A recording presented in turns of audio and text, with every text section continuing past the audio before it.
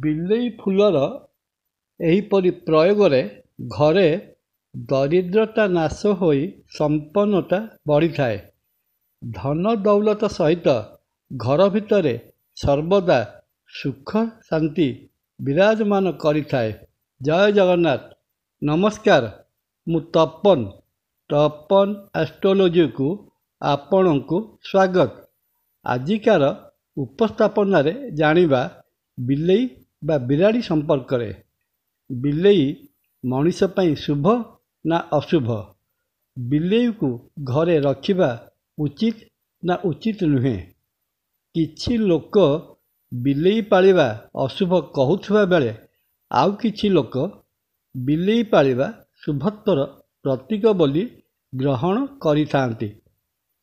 ଜ୍ୟୋତିଷ ଶାସ୍ତ୍ର ଅନୁଯାୟୀ ଯଦି ଆପଣ ଘରେ ସୁନେଲି ରଙ୍ଗ ବା ଗୋଲ୍ଡେନ୍ କଲରର ବିଲେଇ ପାଳିଛନ୍ତି ଅଥବା ସୁନେଲି ରଙ୍ଗର ବିଲେଇ ଅକସ୍ମାତ୍ ଆପଣଙ୍କ ଘରକୁ ଚାଲି ଆସିଲା, ତେବେ ଆପଣଙ୍କ ଜୀବନରେ ସୌଭାଗ୍ୟର ସମୟ ଆରମ୍ଭ ହେଲା ବୋଲି ଜାଣିବେ। ବିଲେଇ ଯଦି ଆପଣଙ୍କ ଘରେ ଛୁଆ ଜନ୍ମ କଲା, ତେବେ ପରିବାରରେ ସୁଖ ଶାନ୍ତି ଆସିବା ସହିତ ଆପଣଙ୍କ ପରିବାରରେ ନବ ଆଗନ୍ତୁକଙ୍କର ଆବିର୍ଭାବ ହେବାକୁ ଯାଉଛି ବୋଲି ଜାଣିବେ। ଯଦି ବିଲେଇ ଛୁଆ ଜନ୍ମ ପରେ ତାର ଫୁଲଟିକୁ ଆପଣଙ୍କ ଘରେ ଛାଡ଼ିଦିଏ, ତେବେ ଏହି ବିଲେଇ ଫୁଲର ପ୍ରୟୋଗରେ ଆପଣ କୋଟିପତି ହେବାର ସୌଭାଗ୍ୟ ଲାଭ କରିପାରିବେ। ସାଧାରଣତଃ ବିଲେଇମାନେ ଛୁଆ ଜନ୍ମ କଲା ପରେ ତାର ଫୁଲଟିକୁ ଖାଇ ଦେଇଥାନ୍ତି, କିନ୍ତୁ ଦେଖାଯାଇଛି ଯେଉଁ ଘରେ ବିଲେଇଟି ସ୍ନେହ ଓ ଆଦର ସହିତ ପାଳିତ ହୋଇଥାଏ, ସେହି ବିଲେଇ ଛୁଆ ଜନ୍ମ ପରେ ପଡ଼ିଥିବା ଫୁଲକୁ ନ ଖାଇ ଛାଡ଼ି ଦେଇଥାନ୍ତି। ଏବେ ଜାଣିବା ଏହି ବିଲେଇ ଫୁଲର ଚମତ୍କାରିତା। ଛୁଆ ଜନ୍ମ ପରେ ଛାଡ଼ି ଯାଇଥିବା ଫୁଲକୁ ଆପଣ ଖରାରେ ଶୁଖାଇ ଯତ୍ନର ସହିତ ଏକ ଫରୁଆ ଭିତରେ ରଖିବେ। ଦୀପାବଳି ପୂର୍ବ ରାତ୍ରି ଅର୍ଥାତ୍ କାର୍ତ୍ତିକ ମାସ କୃଷ୍ଣପକ୍ଷ ଚତୁର୍ଦ୍ଦଶୀର ମଧ୍ୟରାତ୍ରିରେ ଏହି ବିଲେଇ ଫୁଲକୁ କାଢ଼ି ପଞ୍ଚାମୃତ ଓ ଗଙ୍ଗା ପାଣିରେ ଶୋଧନ କରିବେ। ଶୋଧନ ପରେ ନବାର୍ଣ୍ଣ ମନ୍ତ୍ରରେ ଜୀବନ୍ୟାସ ଦେଇ ଦେବୀ ଚାମୁଣ୍ଡାଙ୍କ ପୂଜା ଆରାଧନା କରିବେ। ପୂଜା ସରିବା ପରେ ବିଲେଇ ଫୁଲକୁ ଏକ ଫରୁଆ ଭିତରେ ଚନ୍ଦନ, ସିନ୍ଦୁର, ହଳଦୀ ସହିତ ଆଲମିରା ବା ବାକ୍ସ ଭିତରେ ରଖିବେ। ବିଲେଇ ଫୁଲର ଏପରି ପ୍ରୟୋଗରେ ଘରେ ଦରିଦ୍ରତା ନାଶ ହୋଇ ସମ୍ପନ୍ନତା ବଢ଼ିଥାଏ। ଧନ ଦୌଲତ ସହିତ ଘର ଭିତରେ ସର୍ବଦା ସୁଖ ଶାନ୍ତି ବିରାଜମାନ କରିଥାଏ। ଏବେ ବିଲେଇ ବିଷୟରେ ଅନ୍ୟ କେତେକ ତଥ୍ୟ ଜାଣିବା। ବିଲେଇ ଓ ମଣିଷର ସମ୍ପର୍କ ପ୍ରାୟ 10,000 ବର୍ଷ ତଳର।